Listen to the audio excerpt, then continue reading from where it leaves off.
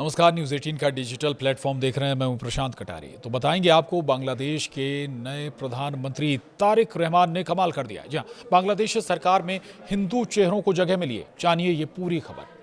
तो बांग्लादेश में बीएनपी अध्यक्ष तारिक रहमान नए प्रधानमंत्री बन गए। राष्ट्रपति मोहम्मद शहाबुद्दीन ने संसद भवन में तारिक को पीएम पद की शपथ दिलाई। इसके साथ ही 18 महीने से चल रही अंतरिम सरकार का कार्यकाल अब खत्म हो गया। तारिक रहमान पहली बार प्रधानमंत्री बने हैं। इससे पहले आज दोपहर में बीएनपी के सांसदों ने उन्हें संसदीय दल का नेता चुना था। वो पूर्व प्रधानमंत्री खालिदा जिया और पूर्व राष्ट्रपति जियाउर रहमान के बेटे हैं। 17 साल तक लंदन में रहने के बाद वो 2 महीने पहले ही बांग्लादेश लौटे थे।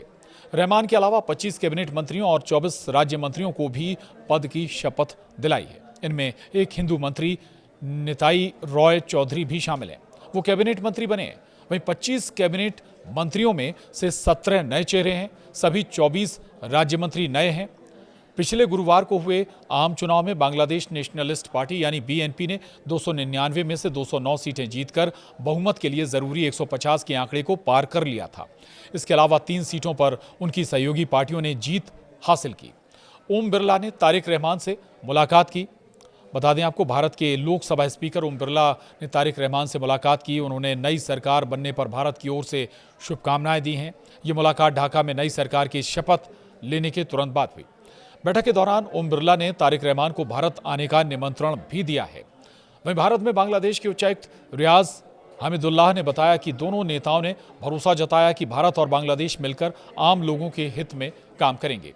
वहीं मुलाकात में दोनों पक्षों में ने आपसी सहयोग को बढ़ाने की बात कही, जिससे दोनों देशों के लोगों को सीधा फायदा मिले और रिश्ते मजबूत हों। वहीं बांग्लादेश की 13वीं नेशनल पार्लियामेंट के नवनिर्वाचित सदस्यों ने मंगलवार को नेशनल पार्लियामेंट के साउथ प्लाजा में शपथ ली। सुबह करीब 10:42 पर स्थानीय समयानुसार मुख्य चुनाव आयुक्त AMM नासिर उद्दीन ने सांसदों को शपथ दिलाई।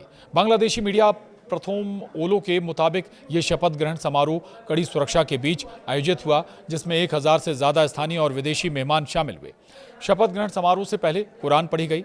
मुख्य समारोह शाम 4 बजे शुरू होगा।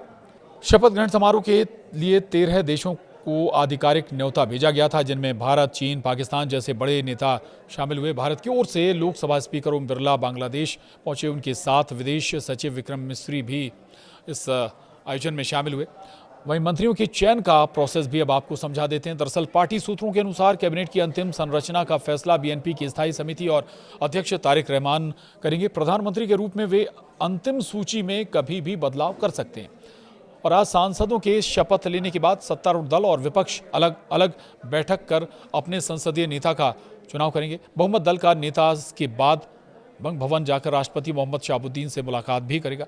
राष्ट्रपति औपचारिक रूप से उसे सरकार बनाने का निमंत्रण देंगे। इसके बाद प्रधानमंत्री पद के दावेदार मंत्रियों, राज्य मंत्रियों, उप मंत्रियों की सूची राष्ट्रपति को सौंपेंगे। अब आपको बता दें, तारिक रहमान ने 2 सीटों पर जीत हासिल की और उनमें से एक को छोड़ दिया। बीएनपी के चेयरमैन तारिक रहमान ने ढाका 17 सीट को अपने पास रखने और बोगरा 6 सीट को खाली करने का फैसला किया। 13वीं संसदीय चुनाव में तारिक रहमान ने दोनों सीटों से भारी बहुमत से जीत हासिल की थी। ढाका 17 से उन्होंने लगभग 72,699 वोट प्राप्त किए, जबकि बोगरा 6 से उन्होंने 2,16,284 वोट हासिल कर जमाते इस्लामी के उम्मीदवार को बड़े अंतर से हराया था। अब तारिक रहमान ने बांग्लादेश निर्वाचन आयोग EC को एक लिखित पत्र भेजकर बोगरा 6 सीट छोड़ने की औपचारिक घोषणा की है। EC के वरिष्ठ सचिव अख्तर अहमद ने इसकी पुष्टि की है। वहीं बांग्लादेश के नियमों के अनुसार जब कोई सांसद 2 सीटों से जीतता है और 1 सीट छोड़ता है तो उस खाली सीट पर उपचुनाव कराना होता है। इसलिए बोगरा 6 सीट पर अब उपचुनाव होगा, जिसे EC को 90 दिनों के अंदर आयोजित कराना होगा। तो ये बड़ा महत्वपूर्ण है कि इस बार तारिक रहमान की सरकार में कुछ हिंदू चेहरे भी शामिल हैं और आशा की जानी चाहिए कि भविष्य में भारत और बांग्लादेश के संबंध बेहतर रास्ते पर आगे चलें। इस वीडियो में इतना ही। नमस्कार।